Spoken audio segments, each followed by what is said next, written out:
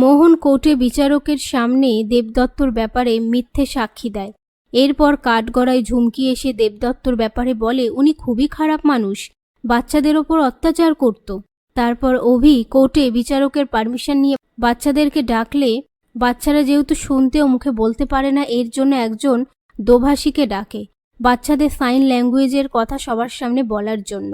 কিন্তু সেই দোভাষী বলে ওরা বলছে যে দেবদত্ত মানুষ খুবই খারাপ মানুষ। এই সমস্ত কিছু ছুটি দেখতে পেয়ে বিচারককে বলে উনি মিথ্যে কথা বলছেন, আমি বাচ্চাদের সাইন ল্যাঙ্গুয়েজ বুঝি। এই বলে একটা কাগজ দিয়ে তারপর বাচ্চারা ইশারে কিছু একটা দেখালে ছুটি বিচারককে বলে ওরা কিছু একটা করে দেখাতে চায়। এই বলে দেবদত্তর কাছে গিয়ে বাচ্চারা ইমোশনাল হয়ে পড়লে বিচারক বলে কোর্ট আবেগ প্রকাশের জায়গা নয়। কথায় কথায় অভি দেবদত্তর বেল চাইলে বিচারক বলে যেহেতু এখনো সঠিক প্রমাণ আসেনি এর জন্য বেল দেয়া যাবে না, নেক্সট ডেটে আবার হিয়ারিং হবে। এরপর দেবদত্ত বাইরে এসে ছুটিকে বলে সাবধানে থাকিস। পাশ থেকে অভি বলে আপনি চিন্তা করবেন না, আমি আপনাকে ছাড়াবো। দেবদত্ত বলে ছুটি আপনাকে বিশ্বাস করেছে, আমি জানি তুমি ছাড়াতে পারবে আমায়। তার মধ্যে ঝুমকি এসে ছুটিকে বলে তুই কিছুতেই তোর বাবাকে ছাড়াতে পারবি না। ছুটি বলে আমি আমার বাবাকে যেখান থেকেই হোক ছাড়াবো।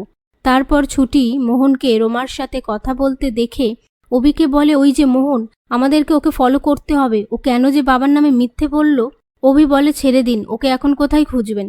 রাত্রিবেলা ঘুমের ঘোরে অভি ছুটির পাশে ঘুমিয়ে পড়লে হঠাৎ করে তাদের ঘুম ভেঙে দুজন দুজনকে দেখে চিৎকার করে ওঠে।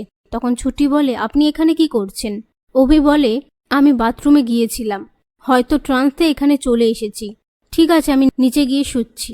পরের দিন অফিসে যাওয়ার জন্য অভি ছুটিকে বলে, তখনই পাশ থেকে শতরূপা বলে ছুটি এখন যেতে পারবে না, কারণ বাড়িতে আমরা কেউ থাকছি না, কাউকে তো পাহারা দিতে হবে।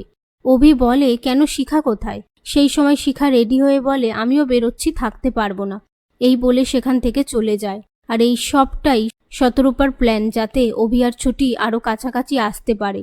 এরপর ছুটি অভির কাছে গিয়ে বলে আজ আমি খুব খুশি, বাড়িতে কেউ থাকবে না, আপনি আমায় ড্রয়িং রুমে সবার সামনে বকতেও পারতেন না, আজকে ছুটির সব কিছু থেকে ছুটি। এই বলে হাতটা ছুঁড়তে থাকলে অভি ইন্দ্রকে বলে কিরকম স্ট্রেঞ্জ মেয়ে, দেখ ওর ভরসায় বাড়িটা রেখে গেলে বাড়িটা থাকবে। আর ছুটিকে বলে আমরা চলে গেলে দয়া করে দরজাটা বন্ধ করে দেবেন, আমরা উপকৃত থাকব।